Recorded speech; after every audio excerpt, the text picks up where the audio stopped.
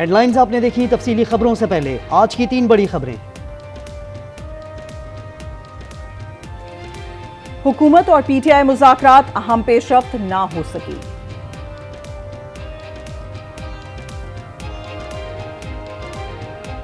क्या दरार पड़ गई, वुज़रा के न आने पर इत्तेहादियों का वॉकआउट। गवर्नर कुंडी का खैबर पख्तूनख्वा हुकूमत से इस्तीफे का मुतालिबा।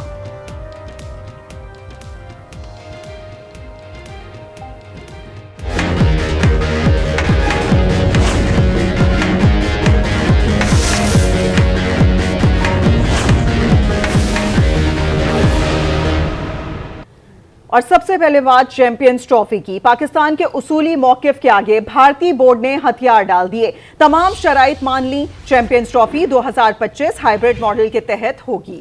आईसीसी ने तस्दीक कर दी, मैचेस पाकिस्तान और न्यूट्रल वेन्यू पर होंगे। टूर्नामेंट का शेड्यूल जल्द जारी किया जाएगा। चैंपियंस ट्रॉफी पर पाकिस्तान का दो टोक मौकिफ, भारत ने बिलाखिर घुटने टेक दिए। डेडलॉक का दी एंड, आईसीसी की तस्दीक। आईसीसी, पीसीबी और भारतीय बोर्ड में मुआहदा तय। आइंदा बरस ICC champions trophy hybrid model पर होगी। इवेंट के मैचेस पाकिस्तान और न्यूट्रल वेन्यू पर खेले जाएंगे। पाक भारत टाकरा दुबई या श्रीलंका में होगा। फैसला होने पर इवेंट का शेड्यूल जारी किया जाएगा। आईसीसी बोर्ड ने फ्यूजन फार्मूला भी तस्लीम कर लिया। 3 साल तक रिवायती हरीफ अपने मैचेस न्यूट्रल वेन्यू पर खेलेंगे। फार्मूला दोनों मालिक की विमेंस टीमों पर भी लागू होगा। पाकिस्तान की विमेंस टीम आइंदा बरस वर्ल्ड कप में भारत नहीं जाएगी। T20 वर्ल्ड कप 2026 में पाकिस्तान के मैचेस न्यूट्रल वेन्यू पर होंगे। पाकिस्तान को विमेंस T20 वर्ल्ड कप 2028 की मेजबानी भी दे दी गई। भारत इस बार तहरीरी मुआहदे से नहीं मुकर सकेगा। चेयरमैन पीसीबी मोहसिन नकवी का दो टोक मौक़िफ़, कहा इस बार माजी की तरह नहीं होगा, भारत पीछे हटा तो देख लेंगे। ये भी कहा भारत के न्यूट्रल वेन्यूज अभी फाइनल नहीं हुए।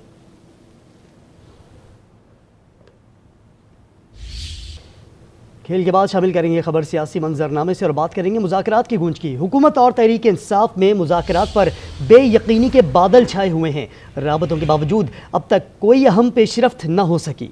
रहनुमाओं ने बानी पीटीआई से मुलाकात भी कर ली, स्पीकर ऑफिस से राब्ता भी हुआ, मगर गुत्थी अब तक सुलझ ना सकी।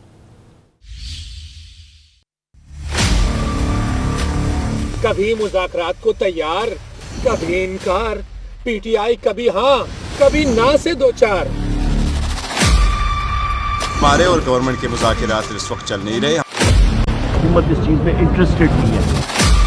हम अपोजिशन जमातों के साथ मुज़ाकरात करें, हुकूमत के साथ ना करें। अब तकड़े हो जाए ना, अब मुकाबला करें। अब उनको अपने करतूतों का पता चल गया कि हमें सजाएं मिलनी है। मुज़ाकराती कमेटी बन गई मगर ताहाल बात नहीं बनी। स्पीकर ऑफिस पुल का किरदार अदा करने को तैयार है, मगर पुल पर जो भी आता है रॉन्ग में ही आता है। बैरिस्टर गौहर और असद कैसर ने अयाज सादिक से राब्ता किया, ग्रीन सिग्नल भी मिला, मगर पीटीआई पहल को तैयार नहीं हुई। बैरिस्टर गौहर बोले हुकूमत को हमारे पास आना होगा। उमर अयूब ने कहा मुज़ाकरात करना है तो करें, नहीं तो ना करें। बैरिस्टर सैफ ने कहा अब हुकूमत नहीं अपोजिशन से बात होगी। हमारे और गवर्नमेंट के मुज़ाकरात इस वक्त चल नहीं रहे। हमने कमेटी ज़रूर बनाई है और कमेटी के पास मैंडेट है मुज़ाकरात की, वो खान साहब ने कहा है, बस सो फार कोई मुज़ाकरात नहीं हो रहे। या कोई मुज़ाकरात करना चाहते हैं तो ये लोग हैं और ये बातचीत करेंगे। हुकूमत इस चीज़ में इंटरेस्टेड नहीं है। हम अपोजिशन जमातों के साथ मुज़ाकरात करें, हुकूमत के साथ ना करें। शाह महमूद कुरैशी ने अडियाला में पेशी पर बानी पीटीआई से तवील मुशावरत मशवरा दिया। मुज़ाकरात ही वाहिद रास्ता है। शिबली फराज, फवाद चौधरी, शेख रशीद, शरियारा आफरीदी की भी मुलाकात हुई। अली अमीन गंडापुर अदालत फिर जेल जाकर बानी से मिले। हफ्ते तक मज़बत पेशरफ्त की उम्मीद जाहिर कर दी। कहा हुकूमत जिनकी है वो इशारा दे तो मज़बत रिस्पॉन्स भी आ जाएगा। गवर्नर फैसल करीम कुंडी ने मुज़ाकरात को पीटीआई की मजबूरी करार दे दिया। बोले करतूतों की सजा मिली तो हर किसी का दरवाजा खटखटाते रहे हैं। आज उनको सिर्फ एनआरओ चाहिए इमरान के लिए, वो हर किसी के पाँव पड़ना चाहते हैं। अब तकड़े हो जाए ना, अब मुकाबला करें। अब उनको अपने करतूतों का पता चल गया कि हमें सजाएं मिलनी है। बदएतमादी की फिजा बरकरार है, साथ ही एतमाद के मजबूत इशारे भी मिल रहे हैं। ऊंट किस करवट बैठेगा, सबको इसी का इंतजार है। दूसरी जानिब GHQ हमला केस में तहरीक इंसाफ के रहनुमा शाह महमूद कुरैशी, अली अमीन गंडापुर और शिबली फराज समेत 14 मुल्जिमान पर फर्द जुर्म आयद कर दी गई। शहरियार आफरीदी, कमल शोजब पर भी फर्द जुर्म आयद की गई है। अडियाला जेल में दौरान समात मुल्जिमान ने सेहत जुर्म से इनकार किया। अदालत ने केस की मजीद समात 21 दिसंबर तक मुलतवी कर दी।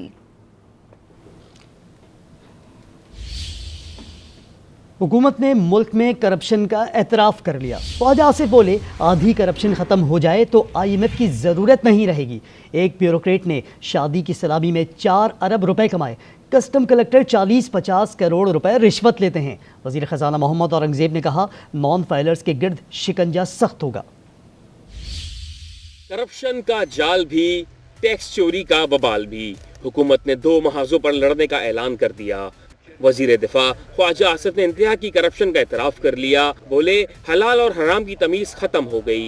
50% करप्शन भी ख़त्म हो जाए तो IMF की ज़रूरत नहीं होगी।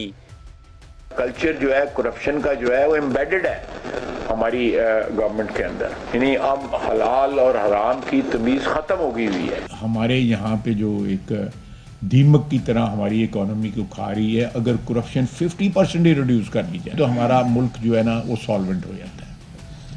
हमें किसी IMF की जरूरत नहीं रहती। वजीर खजाना मोहम्मद औरंगजेब ने हर सूरत टैक्स वसूली का अज़म दोहरा दिया। तस्लीम किया, तनख्वाहदार तबके पर टैक्स का बोझ है। नॉन फाइलर्स के गिर्द शिकंजा मजीद सख्त करेंगे।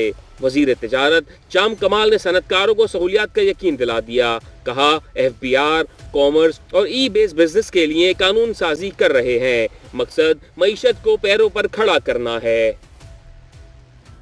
क्या हुकूमती इत्तेहाद में दरार पड़ रही है? कौमी असम्बली में पीपल्स पार्टी का गुज़श्ता रोज़ इंटरनेट की सुस्त रवी पर और आज वुज़रा की अदम मौजूदगी पर एहतजाज, ऐवान से वॉकआउट भी किया। नवीद कमर का कहना था कि पार्लिमानी सेक्रेटरी हैं तो क्या वज़ीर आज़म के बराबर हो गए।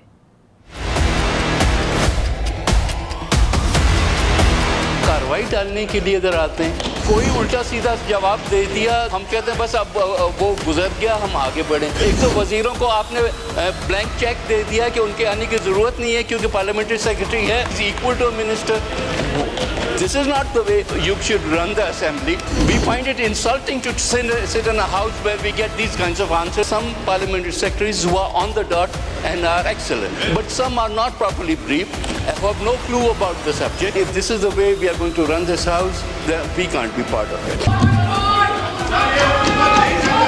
Export.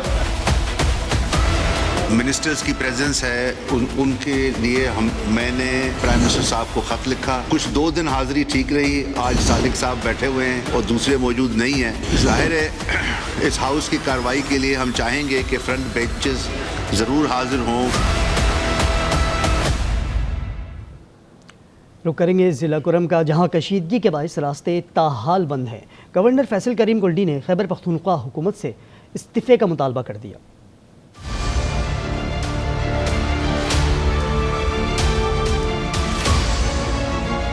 जिला कुरम में कशीदा सूरत हाल बरकरार। 70 रोज से मेन शाहराह आमदोरफ्त के लिए बंद।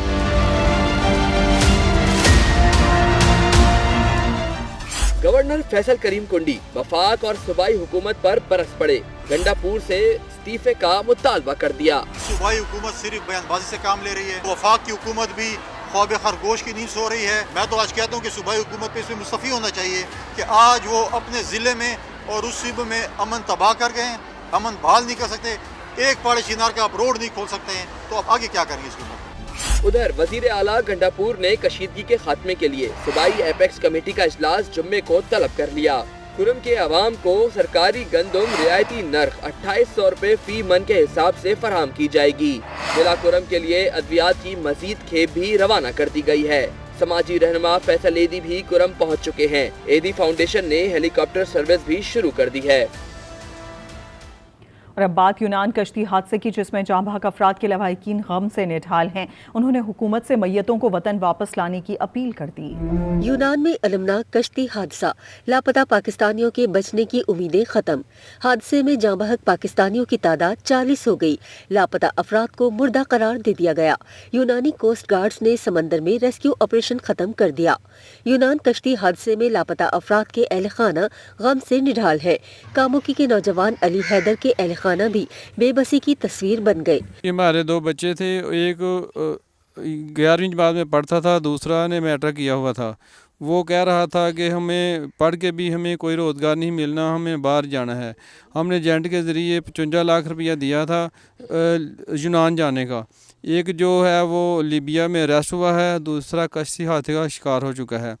वजीराबाद के 2 भाई हादसे में लापता हैं। उनके कज़न का कहना है कि आखिरी राब्ता कश्ती में बैठते वक्त हुआ था। कहा था अगला राब्ता मंजिल पर पहुंचकर करेंगे। किसी एजेंट के साथ रब्ता था, वो सियालकोट वाली तरफ कोई पसरूर साइड से था। आज से 6 दिन पहले जो लास्ट मैसेज उनका रिसीव हुआ वो यही था कि हम कश्ती में सवार होने लगे हैं और इंशाल्लाह आपको एक सरप्राइज़ देंगे इटली पहुंच के। 6 दिन हो चुके हैं, ना फैमिली मेम्बर से ना गाँव के किसी दोस्त के साथ, किसी के साथ उनका कोई कॉन्टैक्ट नहीं है। 13 साला मोहम्मद आबिद यूरोप जाने के लिए बज़िद था। घर छोड़ने की धमकी भी दी थी। वालिदैन ने बताया हमें नहीं पता था, जिसे वो मंजिल समझ रहा था वो यूरोप नहीं बल्कि मौत है। पसरूर के 19 साला मोहम्मद सुफियान के वालिद भी फिक्र से 2-4 हैं। कहते हैं यूँ लगता है जैसे 30 लाख देकर अपने हाथों बेटे की मौत खरीद ली है।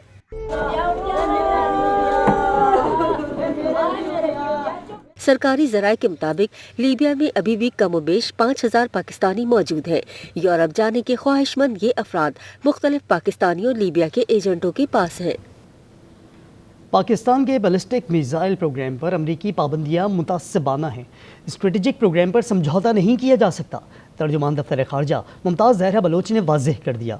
कहा यह हमारी खुद मुख्तारी का दिफा है। अमरीका ने बैलिस्टिक मिसाइल प्रोग्राम से मुताल्लिक़ 4 पाकिस्तानी इदारों पर पाबंदी आयद की है, जिसमें इस्लामाबाद का नेशनल डेवलपमेंट कॉम्प्लेक्स, कराची में कायम 3 इदारे affiliates international, Akhtar and sons private limited और रॉक साइड एंटरप्राइजेस शामिल हैं। दिफाई माहिरीन का कहना है कि अमरीकी पाबंदियाँ बेसूद रहेंगी। इससे पाकिस्तान की स्ट्रेटेजिक सलाहियत पर कोई फ़र्क नहीं पड़ेगा। ब्रेक के बाद देखिए, हिम्मत है तो डंपर चला कर दिखाओ। कराची बंद करने की धमकी।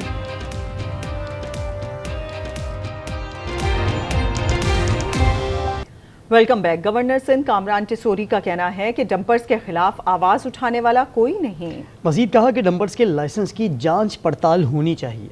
आप देखें कि कल एक वाकया हुआ है जिसके अंदर एक 2 साला बच्ची का सर डंपर ने कुचल दिया। क्या अंधेर नगरी और चौपट राज है कि आप डंपर लेकर इस शहर कराची की सड़कों पे दनाते फिर रहे हैं? कोई रोकने वाला नहीं, कोई आवाज़ उठाने वाला नहीं है। ये डर निकल चुका है कि उसको सज़ा भी मिलेगी। ये लावारिस शहर नहीं है। इन डंपरों को रोकने के लिए आपको ये गवर्नर डंपरों के आगे नजर आए और इस पर वो एक्शन होगा कि ये याद करेंगे। कराची में बाहरी गाड़ियों के मालकान की हट धर्मी शहर को बंद करने की धमकी दे दी। न्यूज़ कॉन्फ्रेंस में कहा हुकूमत को मंगल तक मुतालबात मानना होंगे।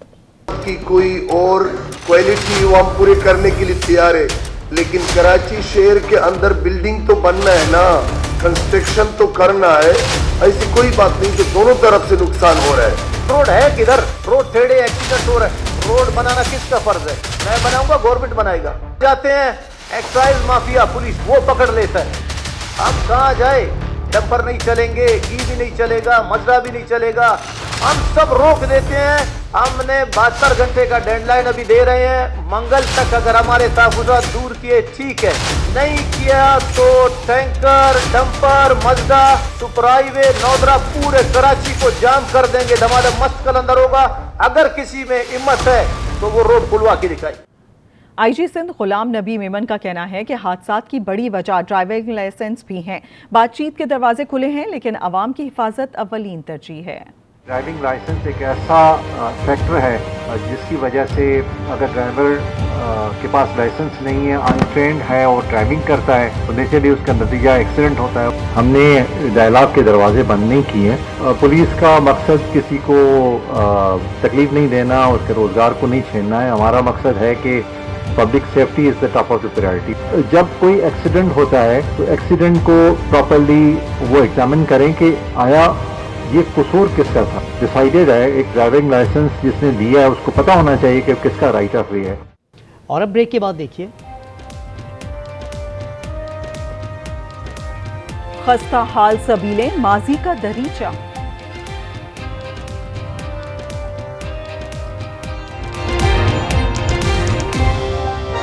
Welcome back. कराची में तकसीम हिंद से कबल बनाई गई सबीलें खस्ता हाल तो हैं मगर आज भी माजी की याद दिलाती हैं। करीम मलिक की रिपोर्ट देखिए।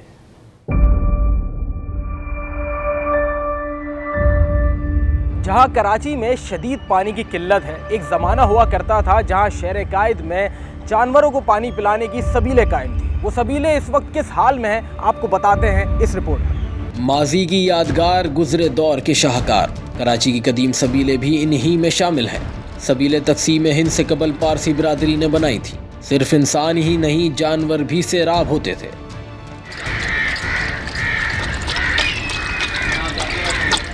ये सबीलें गुरु मंदिर से लेकर सुलझर बाजार, सदर और केमाड़ी के करीब कायम थी, मगर अब ये सबीलें या तो गायब हो गई हैं या इन्हें तोड़कर लैंड माफिया ने कब्जा कर लिया है। इलाका मकीन कहते हैं इस जगह अब पानी फरोख्त किया जा रहा है। यहाँ पे घोड़े आते थे, यहाँ पानी पीते थे, फिर यहाँ सामने बनते थे। यहाँ पे कुछ ऐसे होता है कि पानी बेचा भी जाता है। घोड़े भी आते हैं पानी पीने के लिए, 4-5 घोड़े रखे हुए लोगों ने ना। अभी पहले तो लोगों के पास ज़्यादा थी आमदाद घोड़ों की, तो दबके ही घोड़े आते थे। यहाँ बरसों से मुकीम अफराद आज भी माजी की यादें ताज़ा करते हैं। डाओ यूनिवर्सिटी से मुत्तसिल सबील उपली बाई नामी खातून ने अपने शौहर की याद में 1927 में कायम की। तारीख दान बताते हैं जानवरों से हुस्न सलूक पारसियों के अकीदे का हिस्सा है।